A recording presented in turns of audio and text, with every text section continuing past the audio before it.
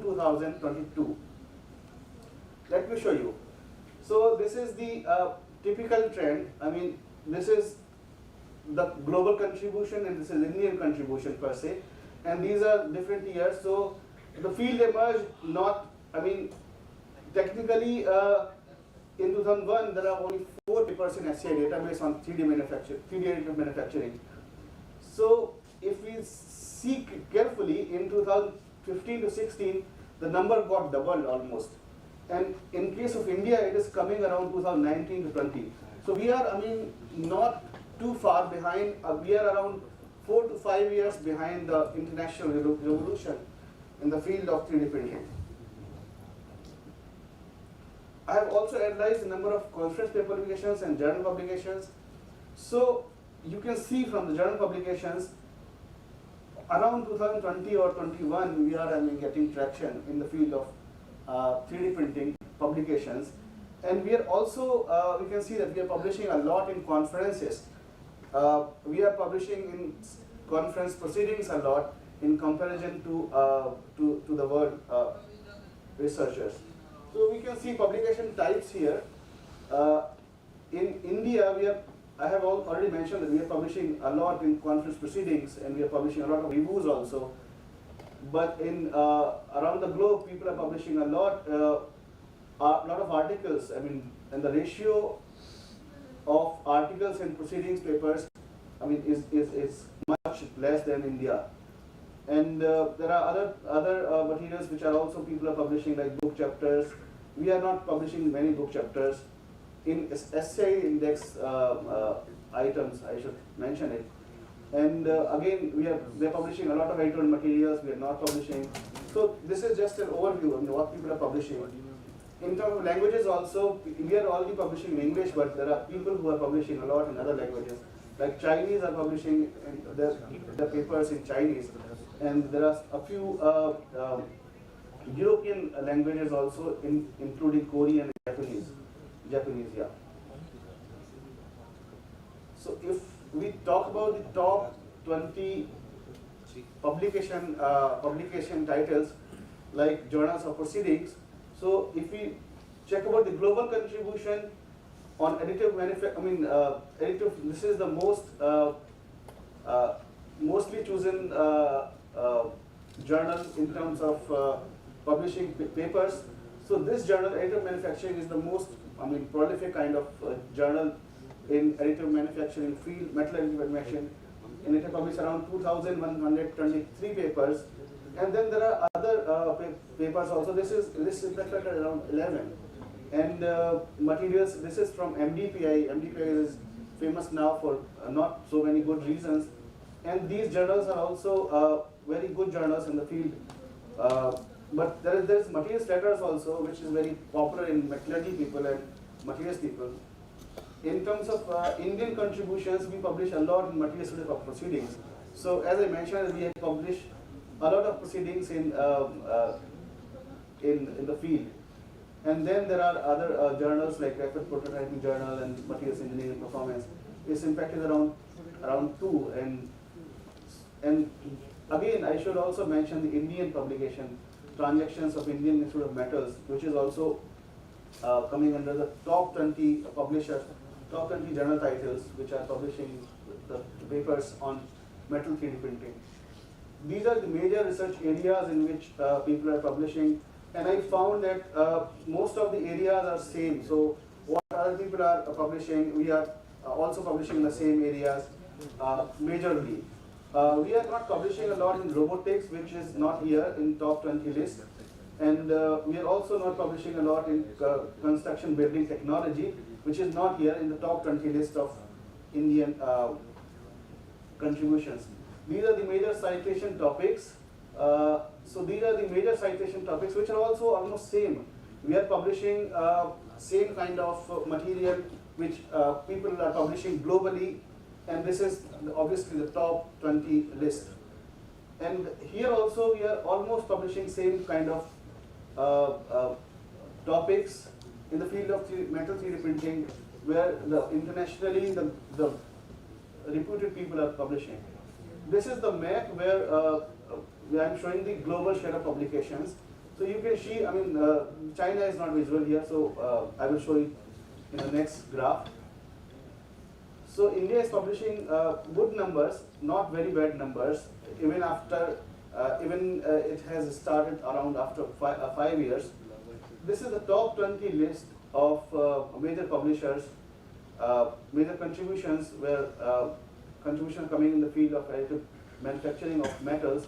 So USA is on the top, and then others are there, Canada, Russia, and Brazil is also there in top 20, and we are also there.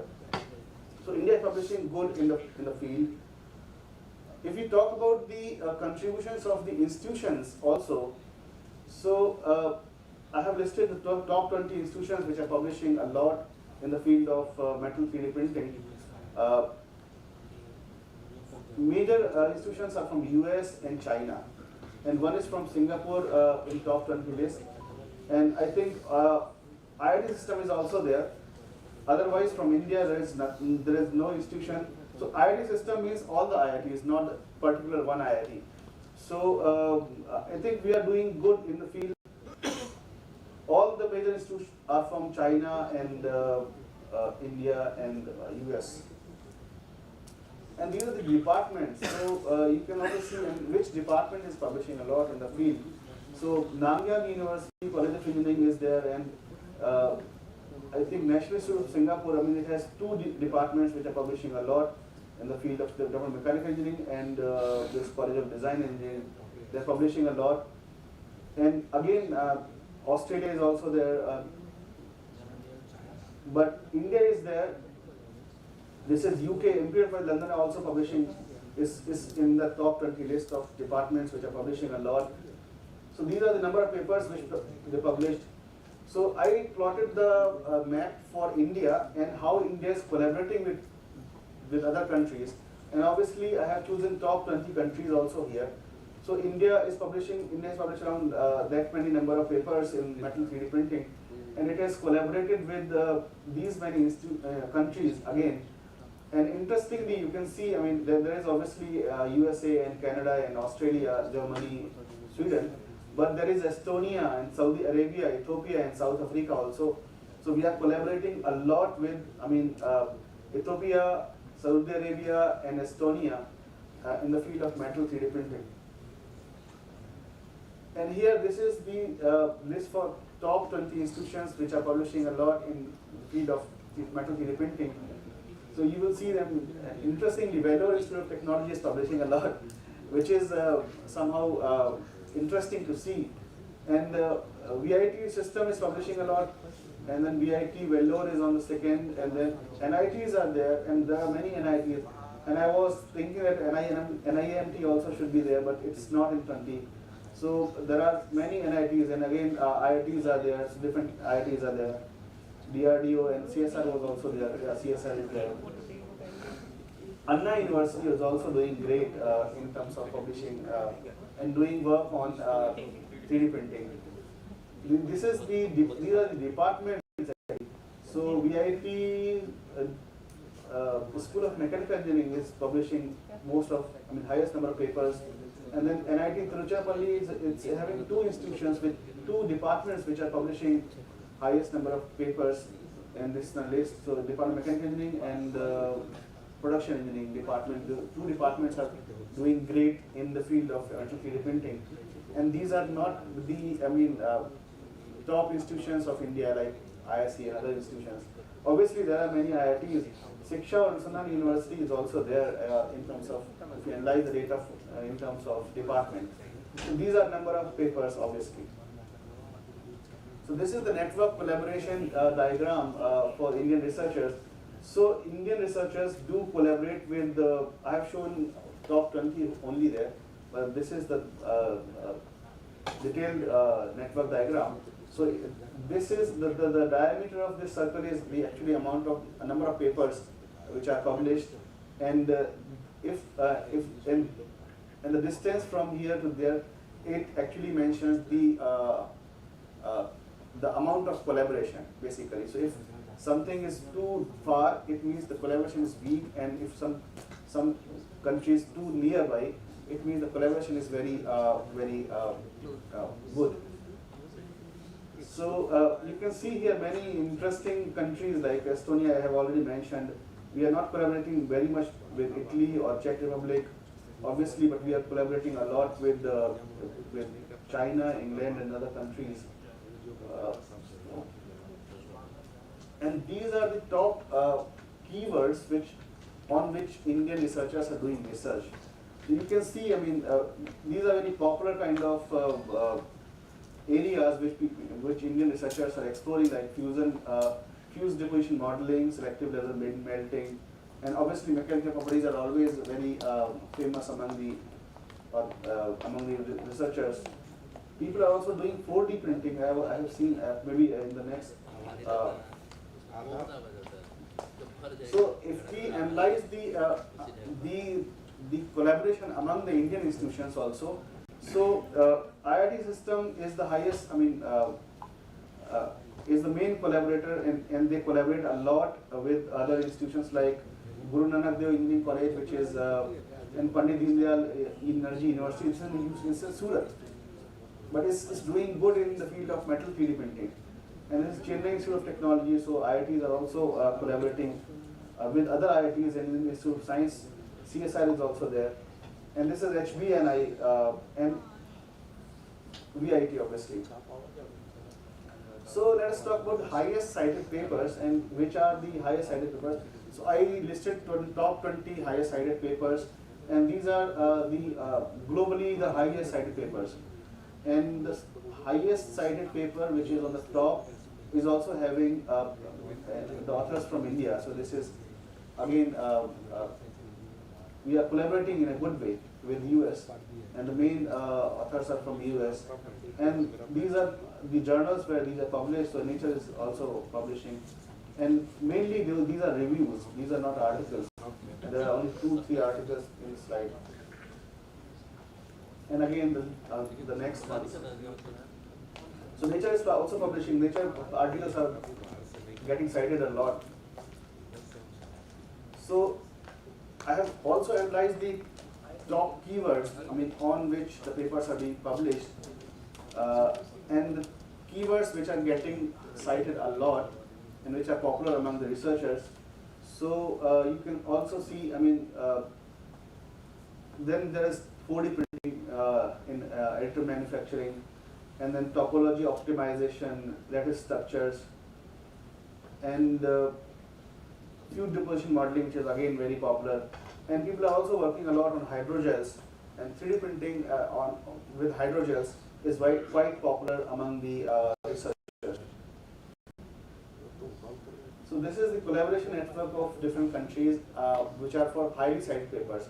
So you can see from here that the highly cited papers are having a very close network of different countries, and somehow it is also considered in the academia that if you want to produce very highly cited paper, you need to collaborate a lot. I mean, you can see then how many collaborations are there. If somebody wants to produce very paper, they might choose collaboration with other institutions. So I have also analyzed top cited papers which are from India, and this is the list again. This is the same paper which I talked about in the last one. And then there are other papers, and the papers were published by Thapar also. And you will see very interesting list, and these are not the top institutions of India, but those are there. So NIT system is doing great, NIT Ravukara is producing good papers, and then DRDO, NIT, CSIR, and other institutions. So these are other papers, but mostly those are again review papers which are getting cited a lot. And then this is the network for main keywords for highly cited papers. And here you see, I mean, I've shown you for highly cited papers, for international papers, which is this. And if you compare this with this, you will not find many topics which are being explored by Indian researchers. So probably 4D printing is getting popular, but we are not doing much on hydrogels and others. So we can think about starting new fields in India. although we are publishing a lot of papers and we are doing good in terms of numbers of papers. And these are the, again, for highly scientific papers which India published. We published good paper with USA, already mentioned, and China, Italy, and other countries. Croatia is also there. Top funding agencies also I have listed. So these are the funding agencies which basically the papers acknowledged in their text. So China is funding a lot. I mean, and you will see that US and China they are there, and UK is also the UKRI, and then Spanish one, a few European funding agencies, but there is no Indian agency here which is funding so much research. And I plotted the top funding agencies of India. Obviously, DST is above all, but and then others are there. So a few papers were funded by international agencies also, European Union or UKRI. So those are listed there, but you will also see here, I mean, 50% of the funding agencies are from outside India, which are actually funding the research on 3D printing, metal 3D printing especially. So these are top 20 publishers. Publishers are almost same, but you will find here again some interesting publishers, like this is my institute, and Institute of Metals was also there here. Oh, it's not there. So yeah, otherwise almost there are same publishers. This is interesting slide which you might be interested in.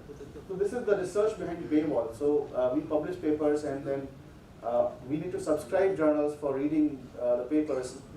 Obviously, these are different kind of papers and the subscription models and publishing models. In if you check globally, around 56% data is behind the paywall, which is, I mean, I'm again talking about the 3D printing, metal 3D printing field, but for India, around 80% data is behind the paywall. So we are publishing a lot behind paywall, and what we are publishing is not available to all to read, basically. So a quick comparison of patent data also. This is also interesting for you, maybe in terms of numbers. So these are the numbers, and again the patents are on metal 3D printing or metal additive manufacturing. The search was designed for that. And from 2001 onwards, I mean, these are the numbers for China, US, and India. So, I mean, the numbers are evident. And these are the trends. This is for China, this is for USA, and I will again show India. So, I mean, the revolution kind of, it started around 2013 or 14 at the same time in both the countries. We are behind. So these are the years. You can see these are numbers. How many numbers they are getting patents yearly. So in 2022 they have in US got 3,627 patents, and China around 18,000 patents on metal 3D printing only. And this is India. So we are again 4 or 5 years behind than both the countries. But again the numbers are too low. So we published around 144 patents in 2002. So in the field of metal 3D printing, we are much behind than others, the other players. So let me show you the top assignees, which are the people or inventors who are actually getting most of the patents. So in China, these are the researchers, and in US, these are the researchers. And you can find one Indian, I mean, a few Indians in top contributors list. And this is India. So, and I was interested in this. So, this person I searched, and he is from a very small institution, private institution, but he's doing a great research. And then a few are from IITs, obviously, and other good institutions. So for India, yeah, and these are the top assignees, the institutions which are getting patents. So this is the top, highest, I mean, number of patents he got in the meantime. And then there are IITs, and in terms of companies, the Bharat Forge is getting a lot of patents, and then there is CSIR. But again, the numbers are too less. And these are the patents. Actually, patents generally, we need to get the patents in some territory. So inventor, what he does actually, or how she does, she gets patent for some territory. So Chinese patents, they are actually getting patents for Chinese territory only, Chinese patents per se. And USA, I mean, but US patent, the inventors from US, they are actually getting patents from other countries. Also, you can see there the world patents and European, Chinese, Canadian, and then others. And this looks logical also, because most of the industries are in China, so they are getting their patents on in their own country, and the number is quite showing quite contrast. In India also, we are getting world patents, but we are getting most of the patents in Indian territory. So this is also an interesting slide. These are the alive patents, and these are the dead patents for the US. And the indeterminate patents are those actually which are in process. For those, the final date is not decided. The expiry date was not decided. So in China, you can see that the number of indeterminate patents are not much. Given the case, the number of patents is too high, so they are processing the patents very efficiently. So this is some policy matter also. But in India, you see that number of indeterminate patents is too high. Even we are not having that many patents. So we need good policy makers and good patent analysts in India. So the field is also available for the students. And I have also give you a policy perspective of on the field 3D manufacturing. So this is a survey on manufacturing. It was done by DST and UNIDO, which are the very prominent agencies. And I will show you a very interesting results only.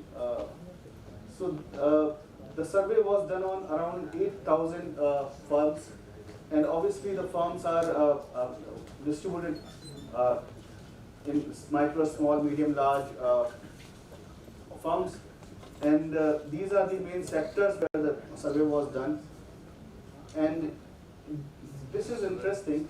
Most of the Indian firms, out of 8,000 a few firms, most of the firms are non-innovative, and only 25% firms are innovative. So innovative term means that the firm is involved in some kind of product development or business process development and business process innovation.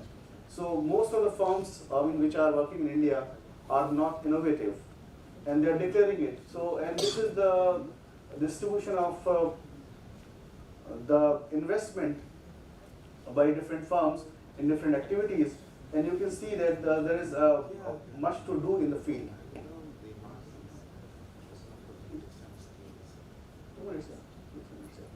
And also, I mean, they also take the state-wise data. So GSDP is the gross state domestic product, and they plotted. So these states are doing good, and on this side, this is Indian Manufacturing Innovation Index, which they calculated by their own mechanism. And you see that Karnataka, Uttarakhand, and Puducherry, Tamil Nadu, Telangana are the highest performing states in terms of Indian manufacturing. So, I mean, they proposed the mechanism, the triple helix type mechanism. So nowadays, the companies and firms are working in this way. So there is a government, and under government funding, universities and agencies are working. So somebody supported that. I mean, this should be a network kind of mechanism, but this should be the best kind of mechanism to work and to have the prosperous and innovative industry in India in the field.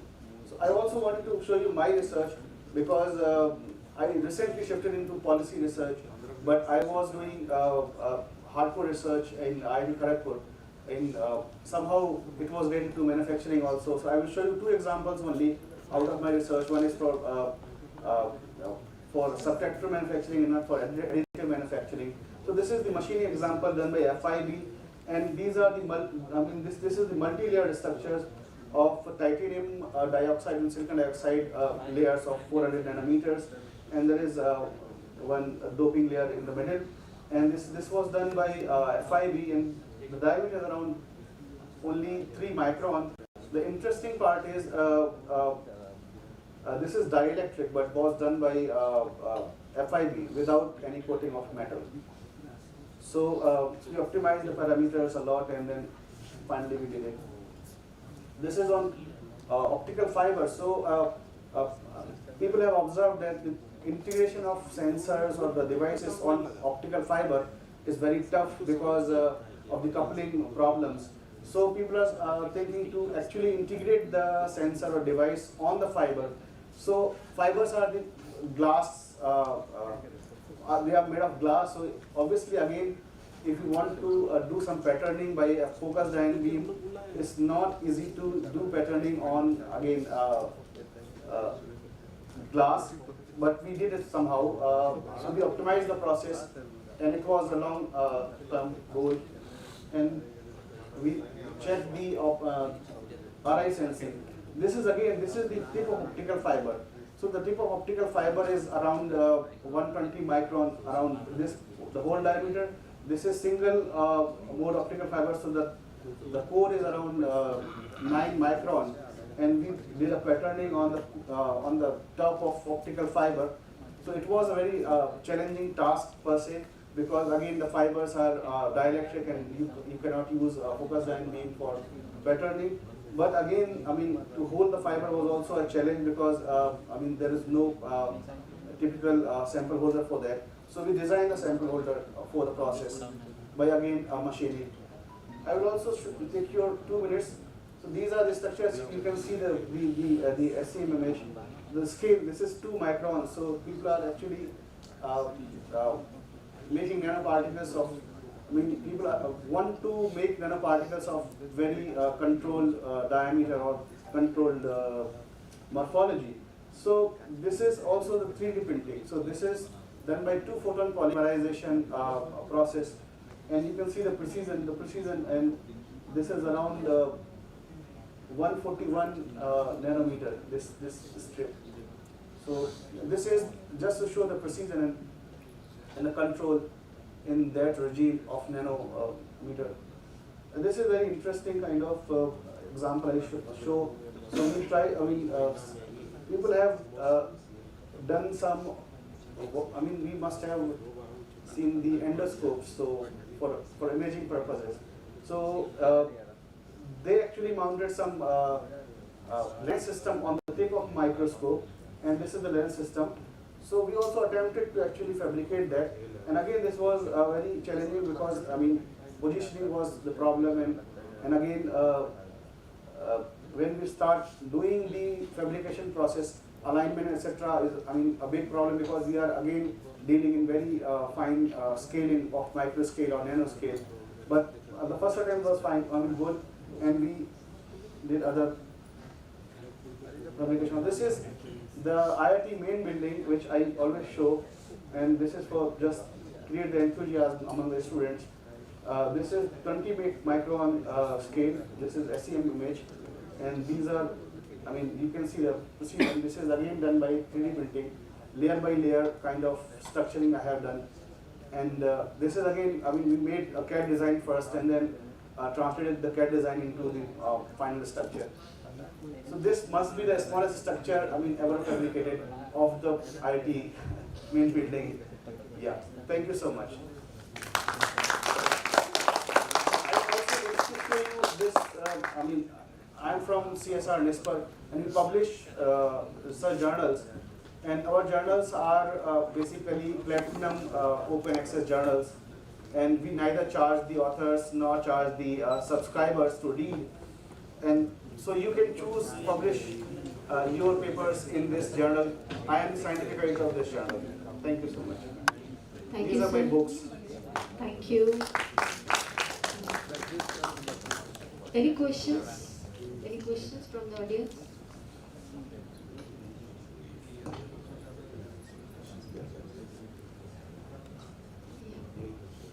So, you have that? So just a minute. So in case of fiber bracketting, normally we make it on fiber by stamping, their standard technique. So in this case, how it works actually? Because in fiber bracketing, mostly it rejects some frequency depending on the periodicity of the stamping. So how you are controlling the stamping here? What are the periodicity here? Yeah, so it's controlled by focused ion beam, and actually we made the grooves. So with the stamping process, what happens? If you want to sense something, it actually absorbs on the surface, but it doesn't go in the grooves because there are no grooves. So we wanted to make more sensitive sensor per se. So we thought that if you make the grooves, and then the grooves have the more space to actually. In stamping, we make the dielectric modulation on the Z direction. Yeah. So in your case, as I see that it's varying on along the radial direction. Yeah. Okay. Yeah. So I mean, obviously, this is done by FIB, and so we can optimize the process by, optimizing the FIB parameters. That's all. We can discuss it later also. Yeah, thank you so much. Yeah, this is not a technical question, just to know, since we are really behind the world, the publications, patents and all, is there any government strategy on that, how to focus in that area or encourage to do research in that area? Yeah, so actually the first thing to identify the problem, so that's why UNIDO and DST collaborated to get the field, why and how we are lagging behind. And so this national manufacturing survey, it is online, you can access freely on the website of DST or UNIDO, and it has very nice insights about the Indian scenario. So probably once we identify the problem, then we can solve the problems. Yeah. Thank you, sir. Thank you. And and now I request Director sir to felicitate Dr. Mehwan sir on behalf of TRNM 2023.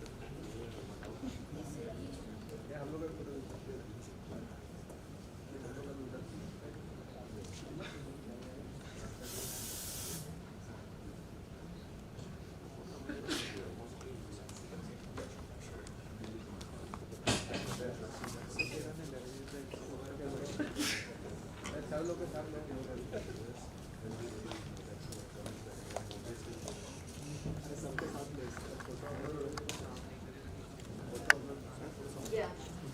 So now we are going to have another keynote speaker, Dr. Bidhan Pramanik, and yes, we are going to have completion of the series of translation research and not less than carbon NIFFT. Yeah. So let me introduce the speaker. Bidhan Pramanik did his PhD from IIT Kharagpur. He has authored and co-authored around 65 international papers 5 book chapters and 3 books. He has worked more than 2 years as an assistant professor in Indian Institute of Space Science and Technology, Thiruvananthapuram. He has also worked with Technology Montreal, Mexico, as professor postdoc in collaboration with University of California, Irvine for 2 years. And now he has joined IIT Goa in 2018 and currently working as an assistant professor. His research areas are sensors and systems, carbon, MEMS, biosensors, point-of-care devices, and IoT. Thank you, sir, for joining us. And now you can start your talk. Thank you. Thank you. A very good morning to all of you. It shows that after 3 days conference, energy is really decaying. But yeah, thank you for having me here. I would like to thank the director of NIAMT and this conference members, because already in my introduction it is said that my background is electronics and communication, being an electronics and communication engineer. I did start doing research in MEMS and microsystems. Then I did something in space science and technology. After that I joined an institute where I'm working as an assistant professor in School of Electrical Sciences, doing biosensing, and now giving a talk in front of the metallurgical people. So just bear with me, and you can see that this is nothing related with metals. The conference all about, right? You can consider it as the last dish of your meal, maybe like a sweet dish. Dessert, yeah, that would be the more appropriate one. I'll be talking about something on glassy carbon. Professor Maddo has already introduced that one in his talk, I believe. But before starting my talk, I'd like to tell you that, or doing something advertisement for my state where I belong. You know that one, that state, Goa, is not known for IIT, right? Of course not. This is a very tiny state, having only 3,702 kilometer square area. It's very, very small. Having a population in the range of 15 lakhs, like 1.5 million people. So you can understand that one. And in that state, you'll be surprised to know, even Goans also don't know, that in that state we have IIT, NIT, Goa University, Goa Engineering College, one management institute, and Goa Medical College. So you can imagine. So that is nothing but an educational hub there. But still, we are in the rented house here. We did not get our land. But of course, this is not the place I would like to mention that. So this is our building which we made there in Goa, and we are running 4 UG program, 3 PG program, and we have science and engineering department where we are running a PhD program as well. We are also proposing new programs. Now let's come back to my talk. Should I adapt to my schedule? Then I have to finish in another 10-15 minutes. Or is it okay if I can take some time? Okay. Yeah. Thank you. So I'll be talking about this glassy carbon I was telling you. So the history of that one, we consider it in roughly 25 years back. The first work done by Scholler and Whiteside, they made some glassy carbon out of photoresist. They patterned that photoresist using photolithography, and they just carbonized that one. Pyrolysis process they have used, so that they got this glassy carbon thing. That is the first journey started for glassy carbon, I would say, using photolithography thing. And we are not the computers of metals. We are trying to replace silicon. That is our objective. And Professor Maddo and team has already published 2 books on that. So like we are saying that carbon, which is the next silicon. So we are trying to replace semiconductor, not the metals, because this material glassy carbon I'm talking about, that has a metal property in terms of conductivity and all. So I'll talk about how we are doing these things. So before going in detail what I am doing, I'd like to tell you why we are looking for this and why we are targeting to replace silicon. So silicon technology is very much established for semiconductor one, transistors and all. No one can touch there, right, till now. But it is not very suitable for many applications like biosensor, gas sensor, nanoelectronics. It has limitations, micro batteries. So we definitely need to look for some alternative of silicon. And we found that this carbon can really replace, because it is a very good nanostructure which is very strongest in nature, which can really maintain its crystallinity even in the benzyl. So this structure is really stable and we can really use it. And it is available in many electrodes. So you can check that one, like from diamond to amorphous, it has all its electrodes. So we can choose the right one for the right application, right? But this is not an easy task. If we choose one carbon and try to apply for a particular application, it is not an easy task. It is not an easy task to machine it, to give a shape to that one. It is hard as well as very much brittle. So we need to find a source of carbon which we can really play with, and we can make pattern, we can pattern it and to use in our sensing application or any other applications. So we found that one polymer could be really good source of this carbon, but we have to choose the right polymer where we have the control to pattern it. What we are doing, we are using again the semiconductor process like photolithography, and we are choosing this polymer which is nothing but a photoresist, so that we can really pattern it and we can convert it, that polymer, to carbon or glassy carbon. So that is actually, we are doing it to make this glassy carbon in our work. So in a graphical or imaging view, I would like to show you that this is the conventional photolithography process. If I use negative photoresist, I'll get pattern because of this mask, and if I use positive photoresist, I'll get pattern like this if I use the same mask. What we are adding to that? Up to this, we are doing conventional photolithography. We are patterning that one, right? And then we are just converting this polymer to glassy carbon by pyrolysis process. It is nothing but heating in an inert environment so that the non-carbon atoms can break the bond and it can come out, so that we the carbon-carbon bond will be left behind. So which the most important process here, this pyrolysis process, it is nothing new.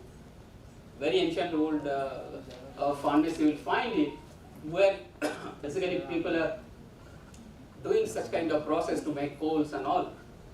What we are doing, we are making it more controlled furnace so that we can control the process. We can allow the inert gas and we can really do this process without any oxygen environment.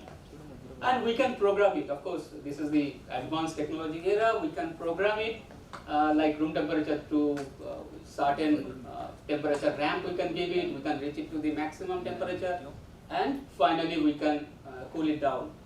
So this is the whole program process, and we can end up with the glassy carbon thing. Question is, why pyrolysis? So I told you that after lithography, we have the control. We can pattern based on our design. Then we need some process to really convert that one, to really break the polymer chain and to leave behind the carbon-carbon atoms. So this is really helping and avoiding the machining process. And this polymer precursor, they are actually retain the original morphology and these chain configurations. That is most important for us. And this is, of course, very easy one-step process. We'll load the sample, load the substrate inside the furnace, and we'll run the process. That's the one-step conversion, and we'll end up with the carbon. And this is, of course, cost-effective process. We can really use it. That is advantageous for us. There are two regimes, carbonization regime and graphitization regime. So we mainly work in this regime. Temperature will be maximum 1200 degree centigrade to use. Yeah, so that I told you already what is glassy carbon property and all. Just look here, what is the future of this glassy carbon? Why we are so much interested? Our carbon MEMS group is not a very big group in worldwide. We are like 15, 16 institutions worldwide. We are working in this area on this glassy carbon using different processes, and we are connected with each other. So what you can see here, the number of publications, if you can compare the glassy carbon one and as a material point of view, and with time you can see the interest are going on. A number of publications are actually increasing with time, and it is projected like 2022, it is actually reaching in the range of 1500 publications is already there on this particular topic. And compared to the amorphous material, and you can see that one, the amorphous material it is decreasing with time. And if you look the graphene, still people are taking interest, but you can see here again it is a question. But diamond, graphite, they have already decreasing their interest in the publication wise. So that's why we are again taking more interest on that. And milestone point of view, if you look into this glassy carbon thing, Professor Meadows group, in this paper they have really cited on that, and they are really calling that those are the milestone. And the groups of this carbon women's community are working on that, and they have listed that one. That's a really good part of working in this area. Now, without wasting time, let me quickly tell you about what I'm doing. I'm using this process, I already told you. These are the instruments. I need to oxidize my substrate first, and then I need to do this patterning based on my design, how the electrodes will look like.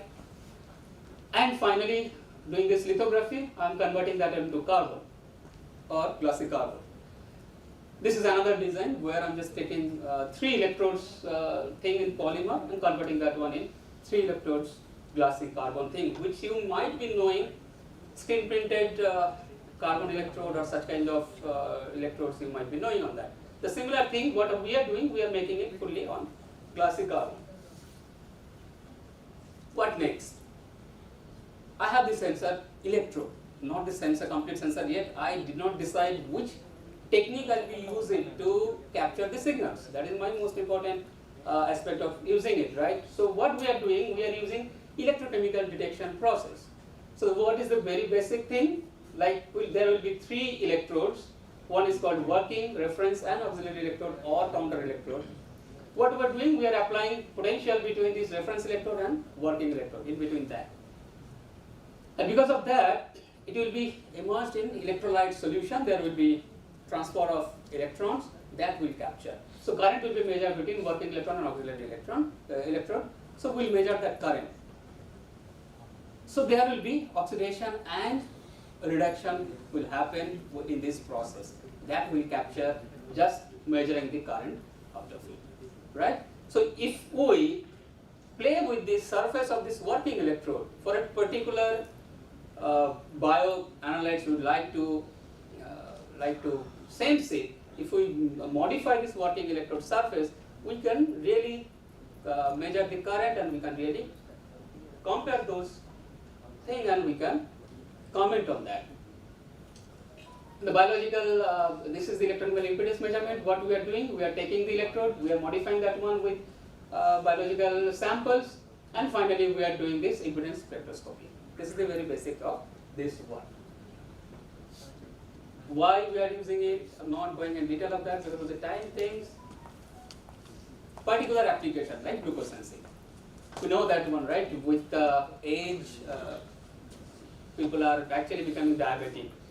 Not only age, I have a colleague, he is taking thrice a day insulin because of the high diabetic condition. So how painful it is, but you should really monitor that one. It is nothing like you are asked to take insulin every day, but if you are not monitoring that one, that might also be having adverse effect of that, right? So it is a global chronic disease, and in long term, the suffering causes like eye, kidney damage, so many things may happen. Of course, I'm not going to tell you more detail on that one. You know that's what is the importance to measure and monitor the diabetic conditions. So you can see here, if a guy who is going to develop a sensor, we should know which range my sensor will work. That I need to really know. These values we might be knowing because in the testing, while you are giving your blood sample to the hospitals or so, they will write in the result report, these are the values like mg per dl, right? But this mg per dl, when we are making microsensors thing, we cannot measure in mg per dl. We should have equivalent something in a smaller volume or so. So this is the millimolar per liter values, corresponding values, and we will take the samples and we'll measure in this range, and we'll correlate these values with the actual values of the hospitals or so. And you can see here, this is normal glycemia condition is 4 to 6 millimolar per liter condition, basically we should know.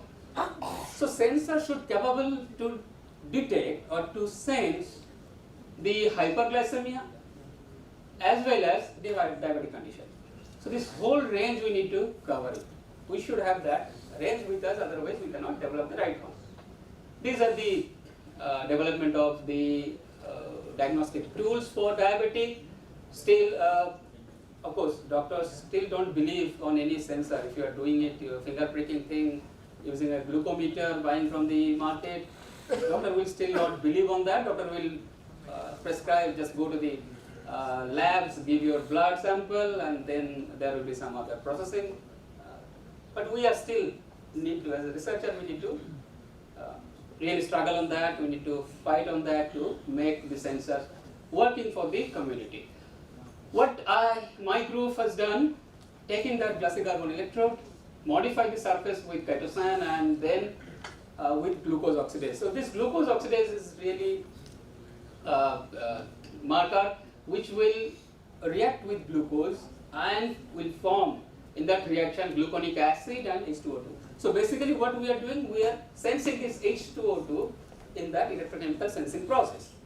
And we are measuring the current, amperometric measurement we are doing it, with time we are measuring the current, and finally we are plotting the end current, like after 50 seconds how much current we are getting it, and we are plotting it with the concentration of glucose. And we found that it is really, the sensing is happening. And we compared with this commercially available screen printed electrode, the same process we applied there, and we found that our result is really comparable to this one. So this work recently we published in one journal.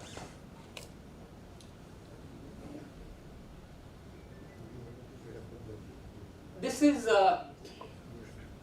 like prostate specific antigen sensing. This is very much important for mostly male, not mostly, it is for the male problem like male disease. After certain ages, this problem appears, like after 40 years of age. So we need to really monitor this prostate antigen, which really important for the elderly people. What we are doing it here, we are again making this glassy carbon electrode. We are modifying that one with glutaraldehyde. So glutaraldehyde is nothing but the cross-linker. It will bind the prostate-specific antigen, the antibody.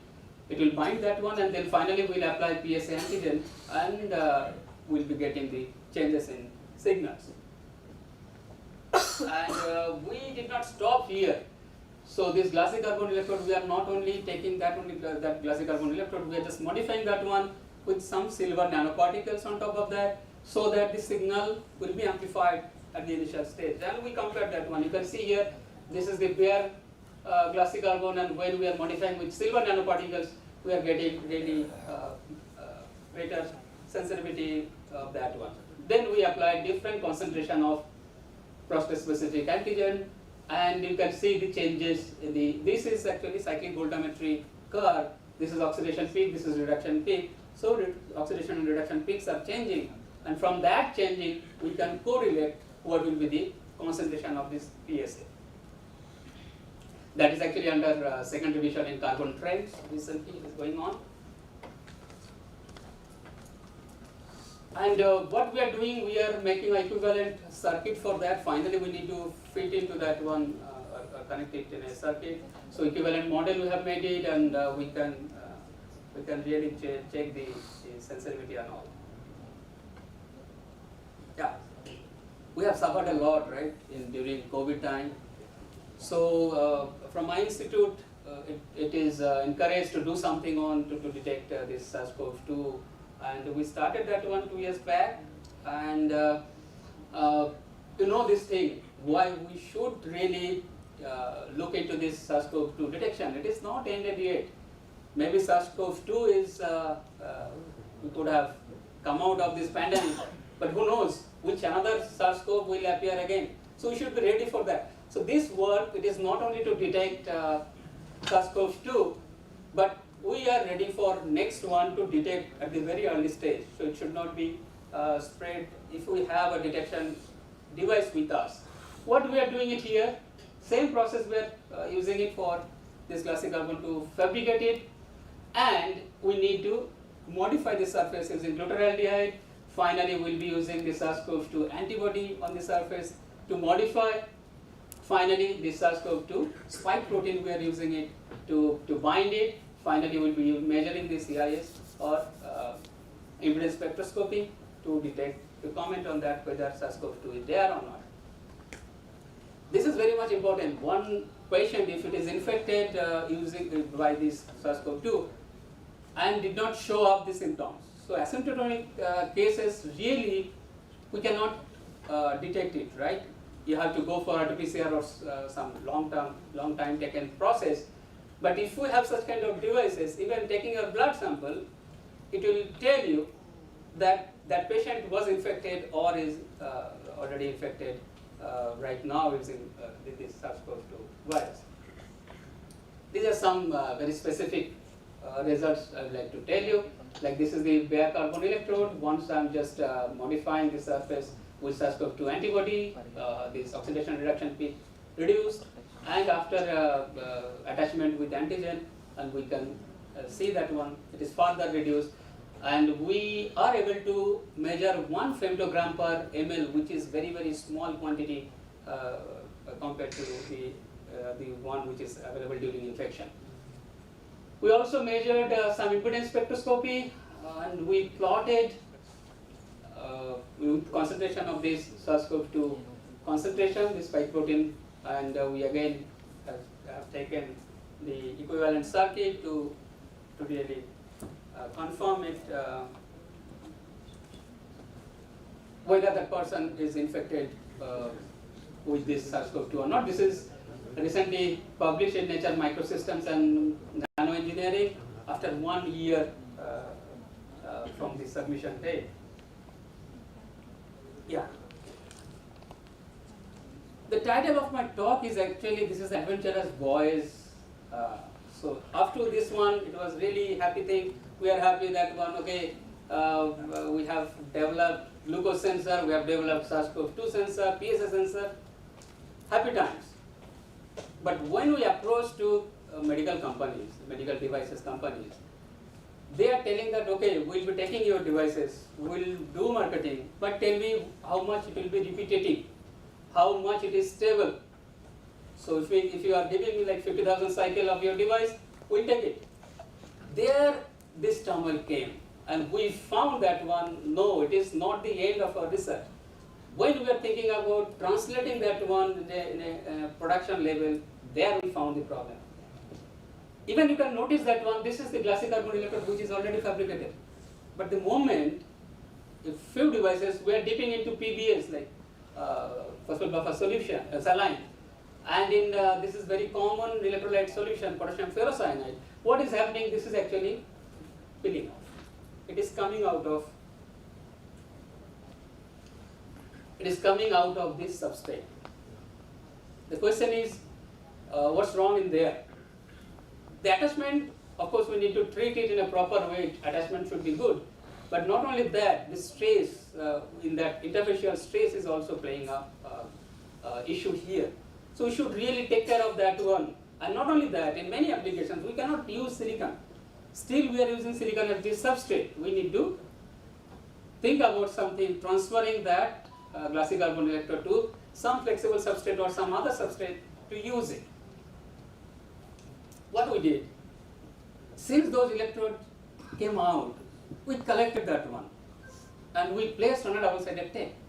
Just collected on a double-sided tape and tried to see that one, what changes are happening. What we found that when you characterize that one, the contact angle, which will tell you about whether the surface is hydrophobic or hydrophilic, we found that one it was contact angle was 83.8 degree.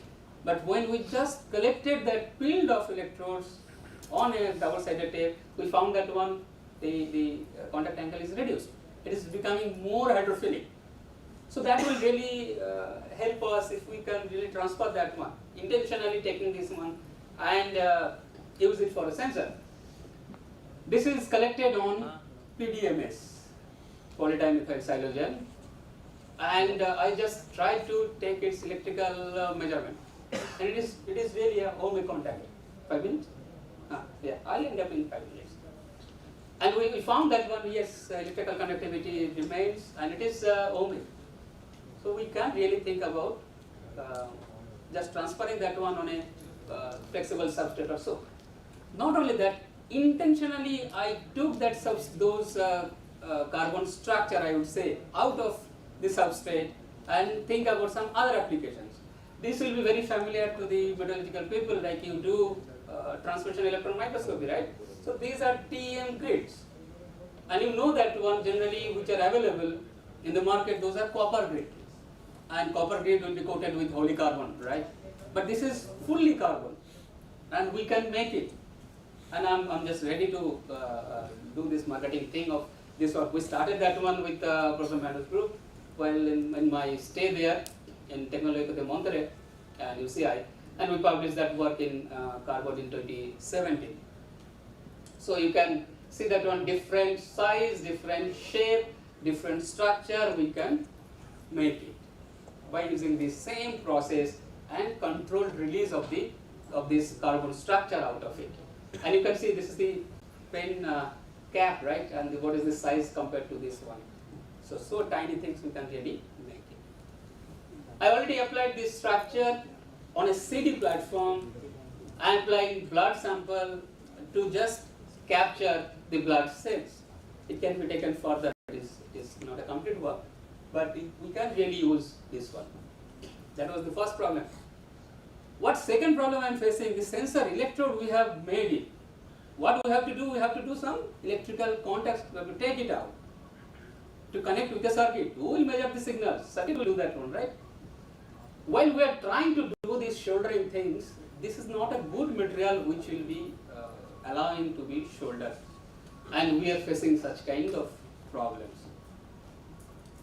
What could be the probable solution? What we are doing it? We are just using some silver paste on that carbon electrode, and we are trying to connect this wire. If we do that one, the contact resistance is increasing. So you also need to think about that one, how to come out of this problem.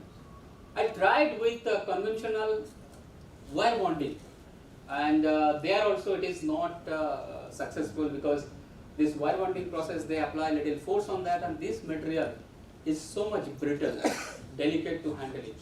So we really need to think about how we should do that one. What we can do, we can leave the idea of using silicon substrate. We can go for stainless steel substrate. One of our colleagues who is working in this area in IIT Hyderabad, they are just using stainless steel substrate. We can really shift to that one, but there will be a problem. They use as a whole single substrate. There we cannot play with making 3 electrodes thing, because SS will be conducting, right? So there will be again a challenge. We need to really think of it. But our group, different areas, we are doing it. Some other applications, triboelectric nanogenerator, where substrate will not matter. We can use silicon, and we can really do it using this this carbon. One surface is carbon, and the surface is gold, and you can see we are able to glow these 62 LEDs just pressing. You know how this triboelectric nanogenerator works? If there are 2 different surfaces are brought together, there will be charges. If we separate it, the positive and negative charges will be in the 2 surfaces, and if we connect from the outer side, we can really take these charges for our applications. I would like to quickly show this one. This is my favorite, one of the favorite things when I started microelectromechanical systems. This is non-conventional carbon MEMS, okay, where we are not using any photolithography or anything else. Look at this, you know this one, right? Mosquito, I used to call this one blood sucker. Blood extractor will be the appropriate word in a conference to tell that. And this is the mosquito mouth and vesicle, which is, you can call it as a needle, right? And mosquito is moving its head to generate that negative pressure so that blood can come out through this tiny structure. If you really look into the size of that one, internal diameter of this vesicle is nothing but 32 to 33 micron. So much tiny. How we can make it? We tried, researchers tried. Again, during my stay there in Mexico and USA, I tried to make a study. Can we make carbon microneedle? These are the hollow microneedle things, and a few of them, I made a study on that. And finally, this work continued at IIT Kharagpur, and we were successful to make this hollow carbon microneedle, which is again published in Nature Micronano. We tested, and successfully we found that one, fluid is passing through that one, and the dimension is very much closer to that mosquito vesicle. This is another work. Everyone is actually losing hairs every day, right? But don't worry, if you really collect it and you can do pyrolysis, we can really make some sensing material. This is glassy cardboard one, and this is the SEM images of that. This work is all of a sudden, like with a curiosity, we did it, and we published in Carbon. And using this one, we made electrochemical sensors. I measured its electrical conductivity also up to 2 volt. It is really showing a linear relationship. I'll end up my talk with these interesting facts about human hair. So the dimension of that one is actually in the range of 58 to 100 micron, and a full head is having like 120,000 to 150,000 of hairs. Hairs in good condition can absorb 50% of 30% of water. A single hair can withstand 100 grams of weight. And a lady, if her skull is strong enough, she can really drag a car using the hair. So those are the fun facts. And it can be staged before severe 50% thing, and we lose 50 to 100 hairs per day. So there will not be any scarcity of sources if you really think about making sensors out of this hair. So with this, I'd like to conclude. This is the hair thing after pyrolysis. The dimension of that one will really comparable to the mosquito. What it shows that everything is in nature.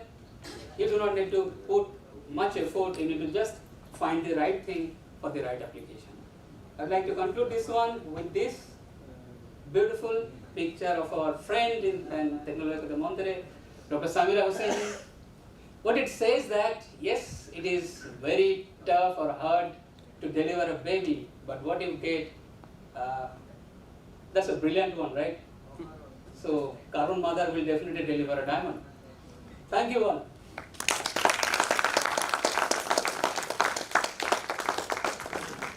I'll be happy if you have any Questions? question. If you have any questions? Yes. Since it is not normal glassy carbon electrode which were used for electrochemical sensing, so how you are regenerating the electrode surface after each detection process? It means the reuse of the electrode, Yes, right? yes. No, we are not doing it. This is too dangerous.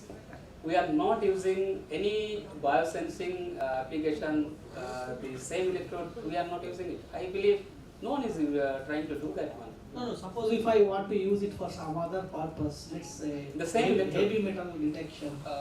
For heavy metal detection, yes, there is a possibility of doing it. One work I am doing with my chemistry colleague, we are trying to make one surface covalently bond which can be washed out using the acid treatment. We did not get success yet, but we are on it. How it can be used for heavy metal sensing also.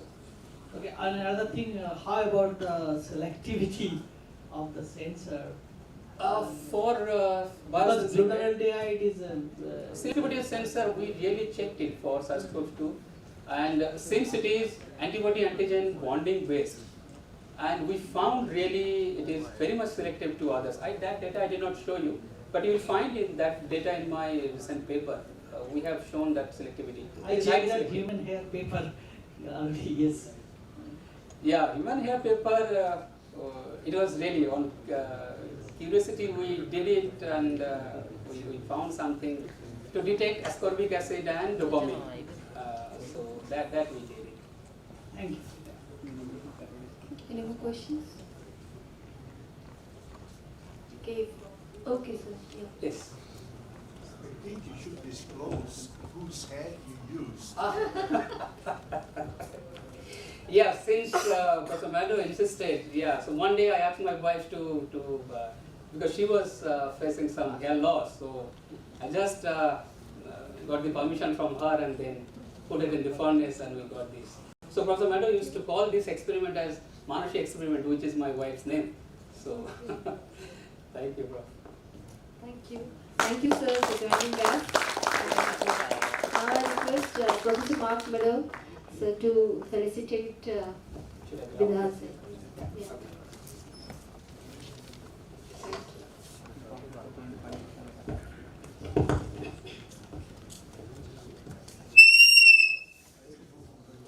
Because of these, I guess not. Yeah. It's a positive feedback, no?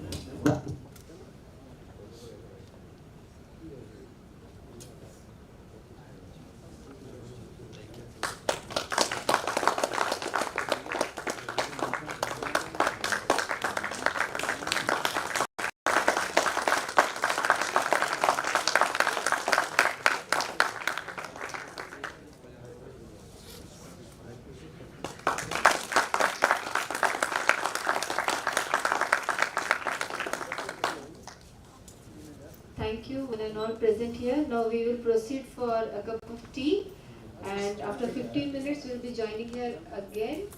So after tea we are going to have session 7 and session 8 for participant presentations. So session 7 is going to held in auditorium only, and session 8 is planned in lecture hall, administrative building, 2nd floor. Okay, so session 7 is going to continue in auditorium. Session 8 is going to held in lecture hall, 2nd floor, administrative building. Thank you. So let's break for a tea break.